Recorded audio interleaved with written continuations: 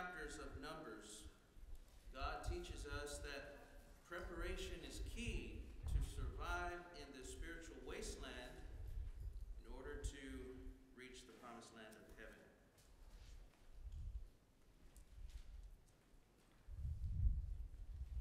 Chapter 5. Let's look at or consider verses 11 through 31. This is the third section of this particular chapter. We already looked at the first two sections. And it's under the heading, Keep the Camp Clean. They are to stay pure if they are to make it through the wilderness. They are to stay holy, in other words. In verses 11 through 31, this is a pretty long section. It deals with possible adultery. Now, one truth that we learn here is that adultery was never taken lightly. Let's go ahead and read verses 11 through 16. And the Lord spoke to Moses, saying, Speak to the children of Israel and say to them, if any man's wife goes astray and behaves unfaithfully toward him, and a man lies with her carnally and is hidden from the eyes of her husband, and it's concealed that she has defiled herself, and there was no witness against her, nor was she caught. What is done? If the spirit of jealousy comes upon him, and he becomes jealous of his wife, who has defiled herself, or if the spirit of jealousy comes upon him and becomes jealous of his wife, although she has not defiled herself, this is what he has to do. Then the man shall bring his wife to the priest. He shall bring the offering required for her, 1/10 of an ephah of barley meal, and he shall pour the oil on it, put no frankincense on it, because it is a grain offering of jealousy, an offering for remembering, for bringing iniquity to remembrance. This is very important in verse 16. And the priest shall bring her near and set her before the Lord.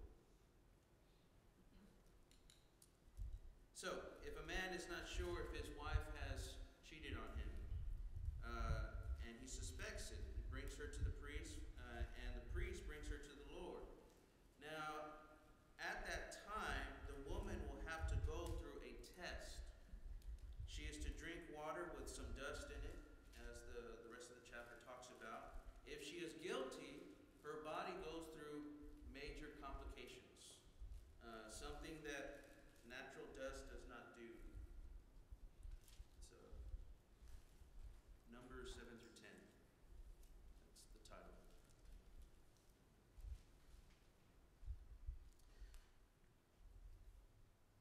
But if she's found innocent, the water will not affect her. The first lesson we see, suspicion is never enough to make someone guilty. And we ended last week's lesson with talking about that truth. And here it's brought out to the table. Even in America, we see this as an absolute truth. Someone is not guilty unless, and they're innocent until proven guilty. And it's the same thing with the Old Testament law.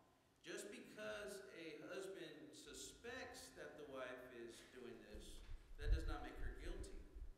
Now, that is very important to understand because, again, in the future,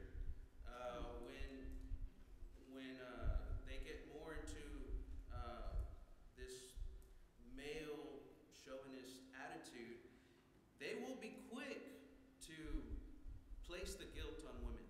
I mean, we see this when they bring the adulteress to Jesus and they condemn her. Well, Jesus says you need to bring both of them.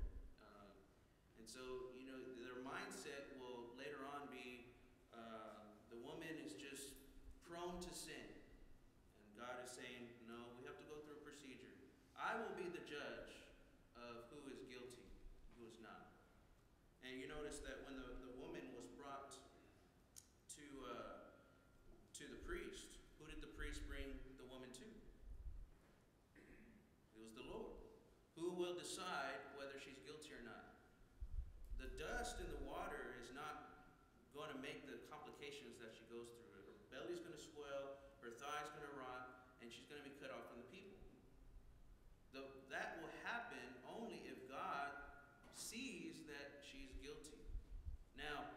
Today, we know that adultery is a sin. It's still sin under the New Testament law. We don't have to go through this process, though. But we do see that the underlying principle that suspicion in itself is not enough to make someone guilty. Now, let's just say that someone does sin, and some of us suspect it, but we just can't. We don't have nothing. We have no evidence. They deny it. Will they be let off the hook? Will that person be let off the hook? If we all don't ever find out, and that person stays in their sin, and it's a secret sin, who is eventually going to bring it out? It's God. God was the judge of secret sins back then. God is the judge of secret sins today. Now, God is not going to reveal it until Judgment Day. So, something to consider. So, chapter 5, keep the camp clean. Does anybody have any questions or comments on that? The computer had decided to update.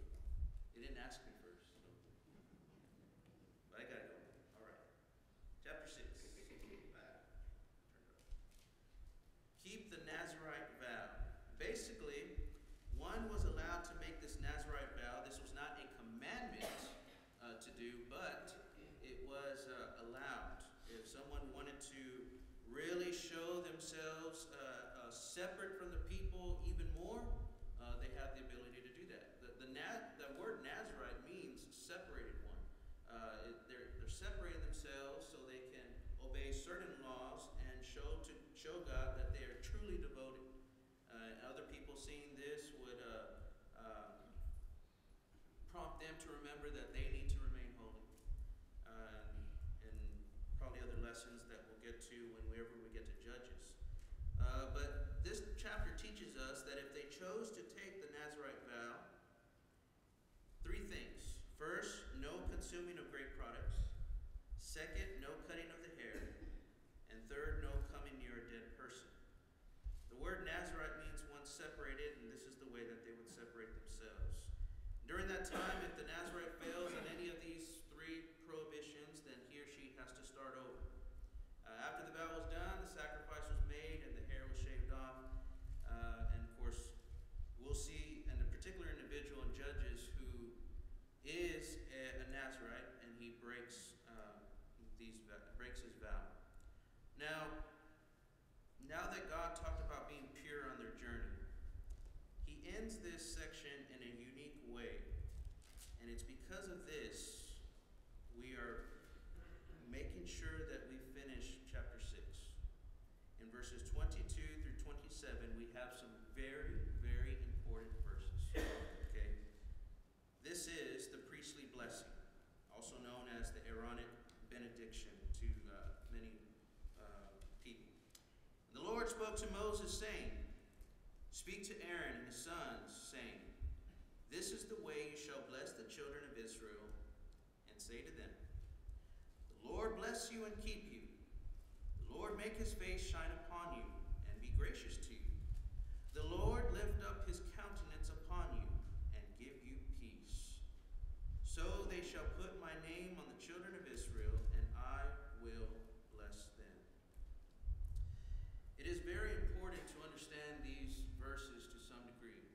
When you are studying the book of Numbers especially, the blessing here is very poetic in nature. Okay? 3 lines consisting of 2 parts, and each one begins with God's true name. The only ones that could give this blessing upon the people, to utter this blessing, were the priests. They were the only ones that could do this. And as they were uttering it to the people, they were placing God's name on them. They were saying it.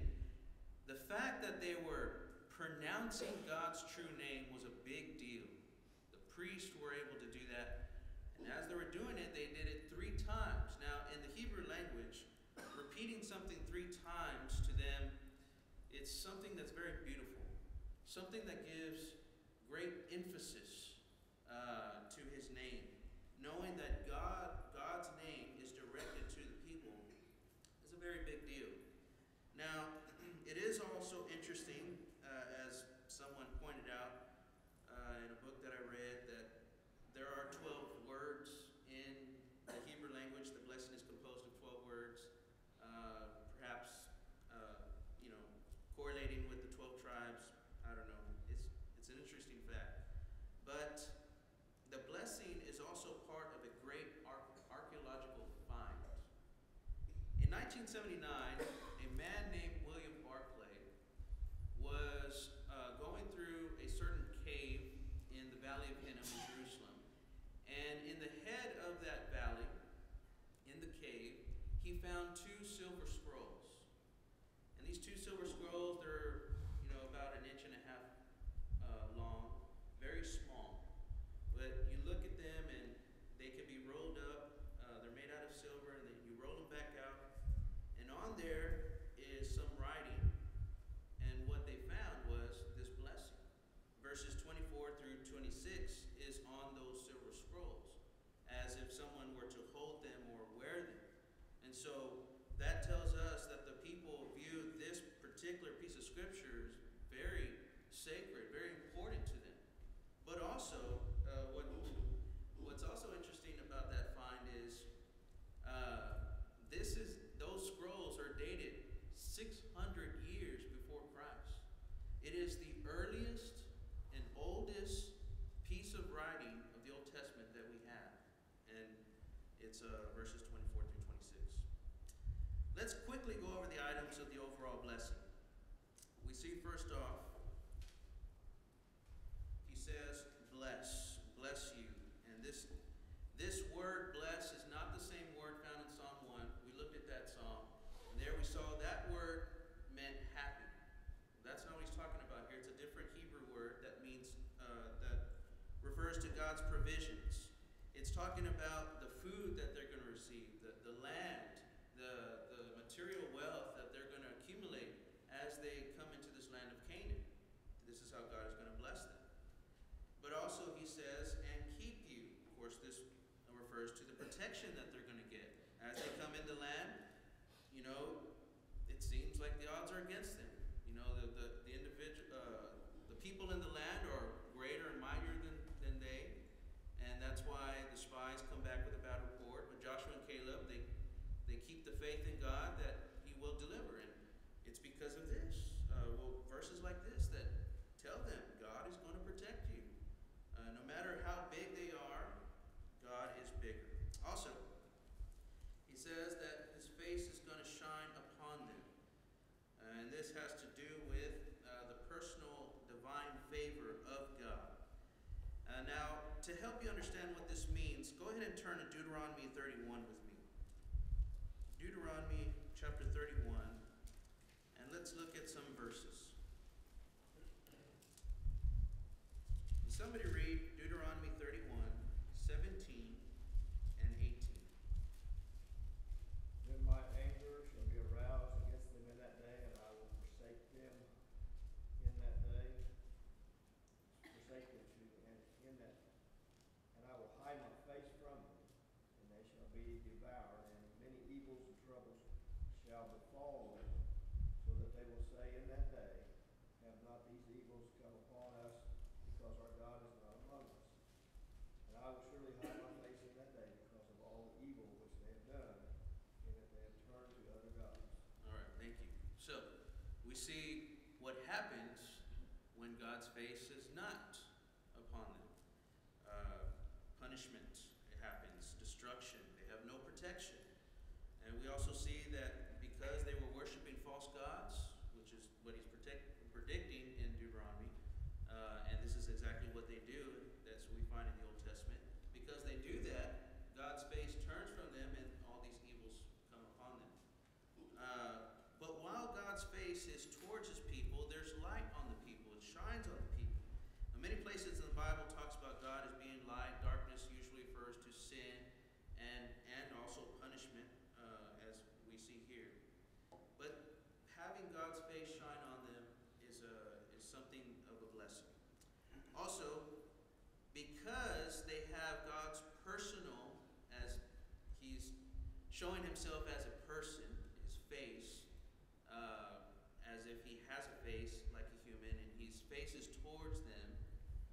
personal and it's favor with them, then that's connected also to his grace. Grace to them, God's unmerited favor.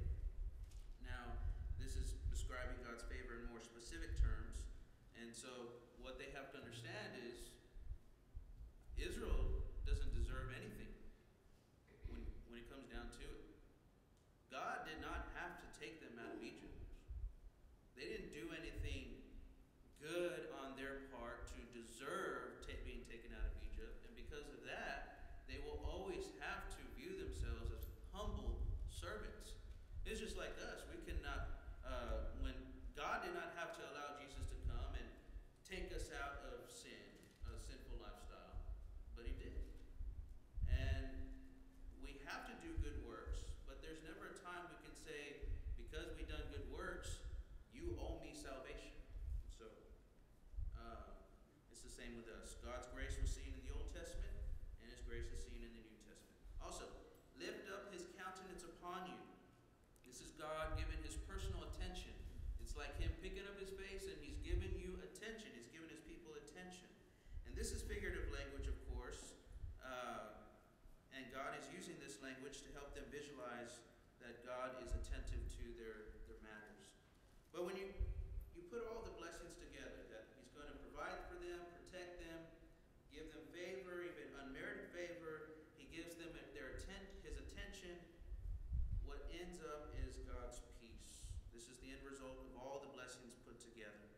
Peace with each other and also peace with God. Now, why is this significant to our number study? The people are going to learn. They're going to learn the hard way.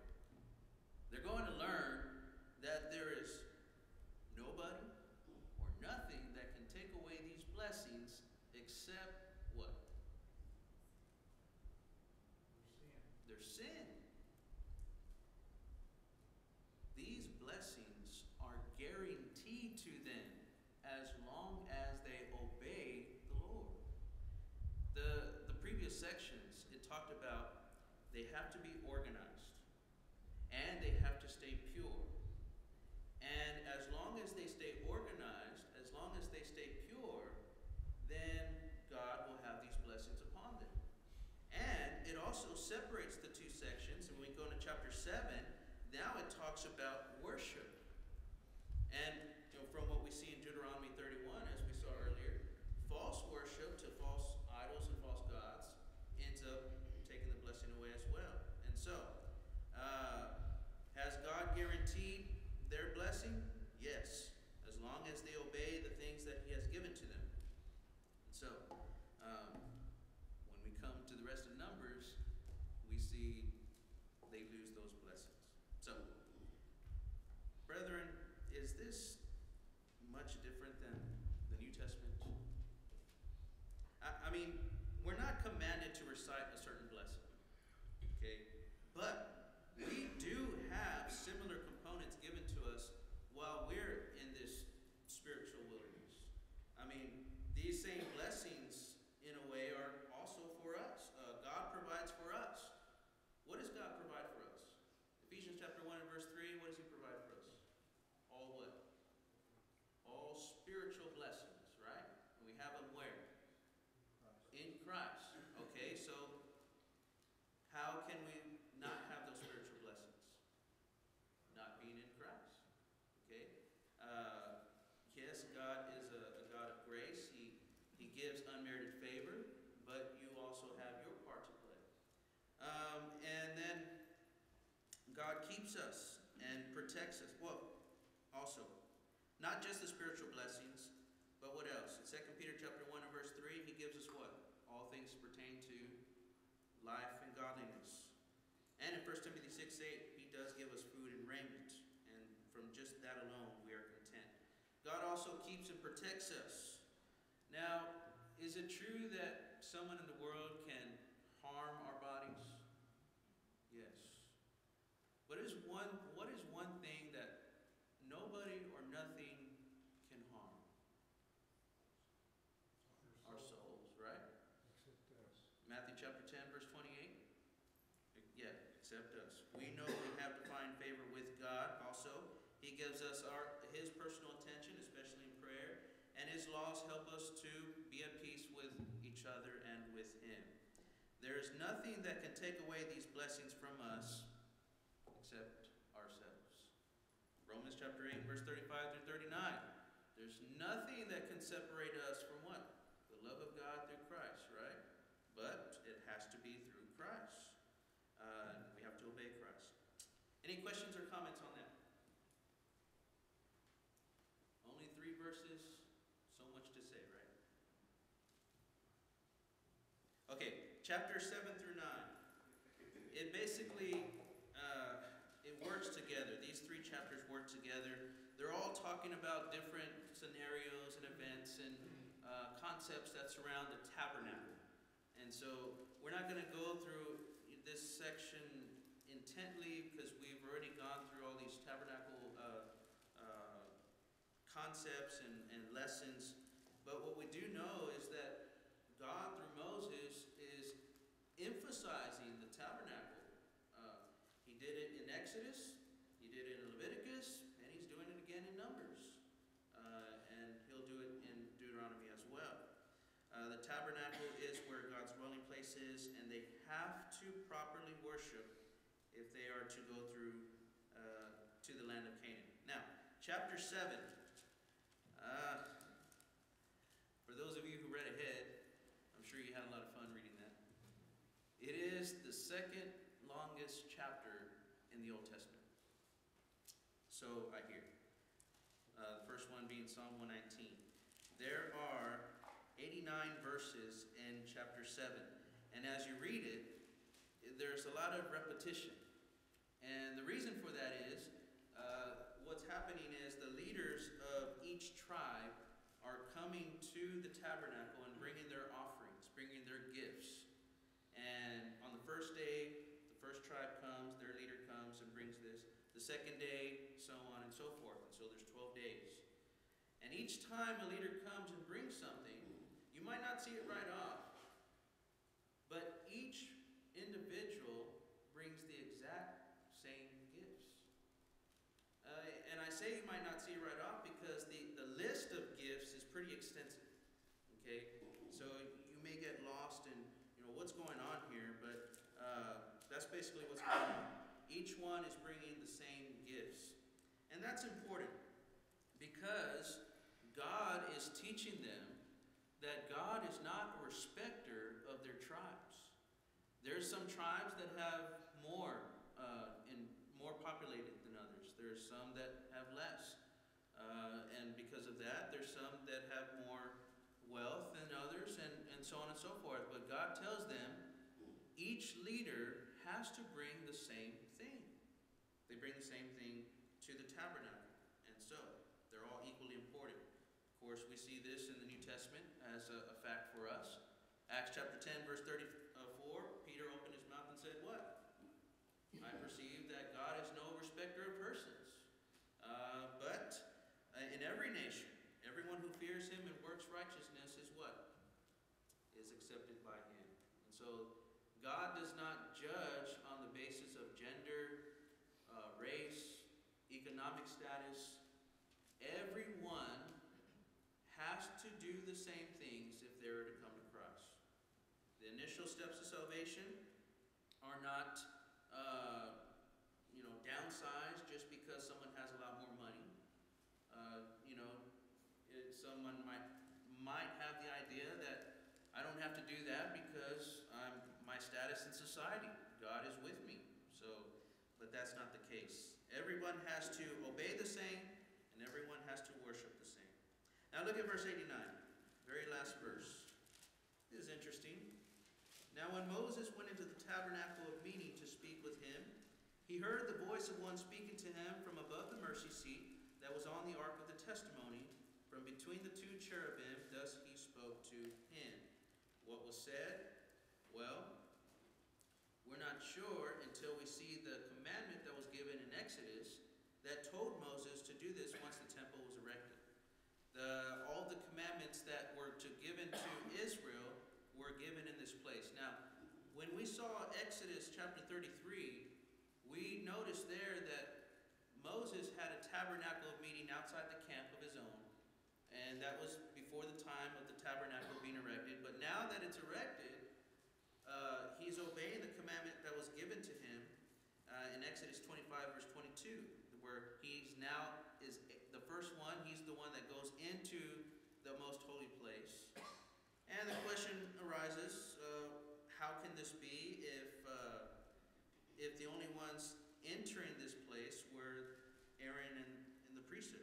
Well, we have to understand that Moses is a unique individual. He is different than all of Israel and all the priesthood. He is a Levite, but you have to understand that Moses, if it wasn't for God using Moses, there would be no priesthood. If it wasn't God working through Moses, there would be no people. God has a special relationship with Moses just based on that. And if God sees fit that Moses can enter the most holy place, then that's God's call. The point of these verses is to emphasize to Israel that all these commandments that are given to them are given by God through Moses. So when Moses gives them a commandment, what should they do? They need to listen. And verses like this reminds them of that. The reason that it's brought into the tabernacle section is because he's able to enter the most holy place. Well, in chapter 8, let's go through these very quickly, in chapter 8 and 9. In chapter 8, there's two main subjects about the tabernacle found here. First, the lampstand in the holy place is talked about again. And second, the Levites were cleansed and dedicated to do the work of the tabernacle. Of course, we've already gone through lessons on that, but we do see that God is emphasizing it. He's repeating it so the people understand. The priests are to be clean before God, and they are chosen by God. Chapter 9, two more main subjects are given about the tabernacle. First, the Passover is observed a second time since leaving Egypt. And here we have an incident that arose that sparked an additional law. And I want us just to look very quickly at this. Look at verse 6. Now there were certain men who were defiled by a human corpse, so that they could not keep the Passover on that day. And they came before Moses and Aaron that day. And those men said to him, "We became defiled by a human corpse. Why are we kept from presenting the offering of the Lord and its appointed time among the children of Israel?" And Moses said to them, "Stand still, that I might hear what the Lord will command concerning you." Then the Lord spoke to Moses, saying, of course, it's possible that this is in the tabernacle section because Moses would have talked to the Lord in that place. Verse 10, "Speak to the children of Israel, saying, if any one of you or your posterity is unclean because of a corpse, or is too far away on a journey, he may still keep the Lord's Passover, but he'll do it in the next month." And so God is giving another provision that if you miss the Passover in this month for uncontrolled circumstances, you can do it the next month. But he goes on to say in verse 13, "But understand, if you miss the Passover and it's your fault, if there are controlled circumstances, well, you'll be cut off from the people." I want us to look at this really quick. Numbers chapter 10. In verses 1 through 10, they're about to march, but God gives them another preparation as far as how they are all going to do it at the same time.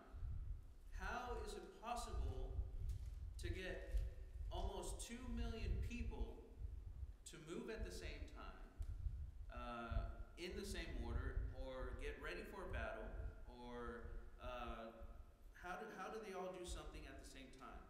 It's through sound. And God is going to use trumpets. In verse 2, we learn that trumpets were used to summon the whole congregation. Could be a certain sound or number of sounds, but it brings all the congregation together for a certain purpose. Also, trumpets will be used to signal to Israel to march. Verse 2, 5, and 6 tells us that. Also in verse 4, trumpets were used to assemble only the leaders. Verse 9, sound for war. And verse 10, to come together for certain feast days. This form of communication, it helped the people stay on the same page. Brethren, from what we learn in the New Testament and from the underlying principle, we still have the same need today. And that is, we have to have good communication.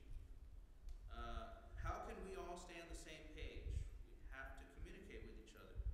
Just like Israel, there was times where only the leaders came together. There was times where the whole congregation had to come together. There's times where they came together to fellowship, to worship, and so on and so forth. And so there's times for us. And not just with each other. We learned earlier that when an issue arose, Moses had to communicate with who? With the Lord. We do the same thing. If an issue arises in the church, where do we go? We go to the Lord. Of course, we don't have a tabernacle anymore. Where do we go to hear the word of the Lord? It's in the Bible. Also, how can we go to the Lord? There's another way. Prayer. So we go to God in prayer. We let Him know what the issue is. But also God tells us how to handle issues in His Word. In verses 11 through 13, now it's time to leave. Let's read. Now it came to pass on the 20th day of the second month in the second year that the cloud was taken up from above the tabernacle of the testimony. And the children of Israel set out from the wilderness of Sinai on their journeys. Then the cloud settled down in the wilderness of Paran. And so, here we have, they're going to go towards the wilderness of Paran. In verses 14 through 28, more organization is given. And that is, they have to be organized in the way they march. Now, we saw how they had to camp. There had to be a certain way that they had to camp. And we see it up here. In the camp, there was organization, and we saw lessons on why that was for them and for us. But even in the way they march, there's lessons to be had, to be gained. When you read how they were to march, they were to go in an orderly fashion. And based on what is taught here, let's look at this really quick. The first ones that would leave would be Judah. Of course, Judah also has Issachar and Zebulun. As they take off first, God does that because Judah has the greater population. And when we come to the book of Judges, we're going to see that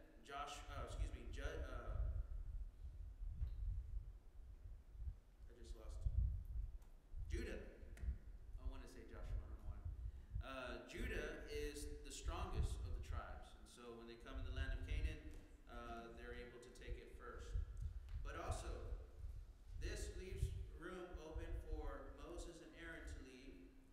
Then Merari and Gershon, they both take the tabernacle. And then Reuben, you can see I have fun with the PowerPoint, right? Simeon and Gad. And now that leaves room for Kohath to take some of the tabernacle items that they had.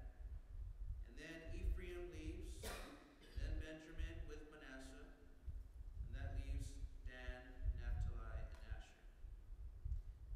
So we can see that everyone leaves in an orderly fashion. If they're going this direction, it wouldn't be right to have someone in the back go first because, they wouldn't be able to.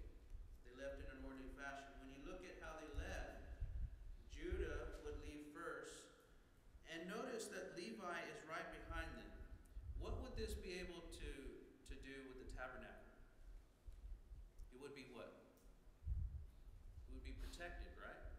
Judah, if they came across any enemies, would it make sense to put Levi and the tabernacle in the very front? No. The point is, God is a God of order.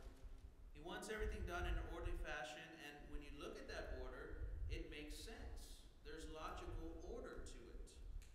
It's the same for us. God is telling us that He has always been concerned with everyone doing it by the pattern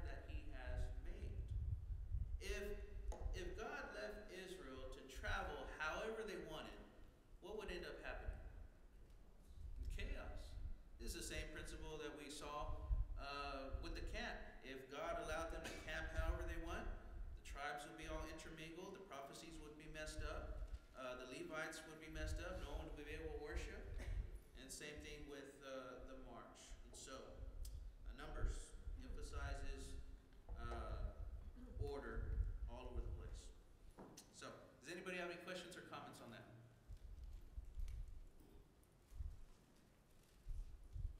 How can one make it to heaven? What have we learned from Numbers? Keep the church and yourself pure. Keep worshiping properly. Keep good communication with God and each other. And keep good organization. We learned that in the Old Testament, and it's brought again in the New Testament. We'll finish the rest of chapter 10 next week. Does anybody have any questions or comments? Anything we talked about? It should be better next week because there's going to be less chapters to deal with. Okay, that was kind of a big section. And it's probably the biggest section throughout this series of lessons. So,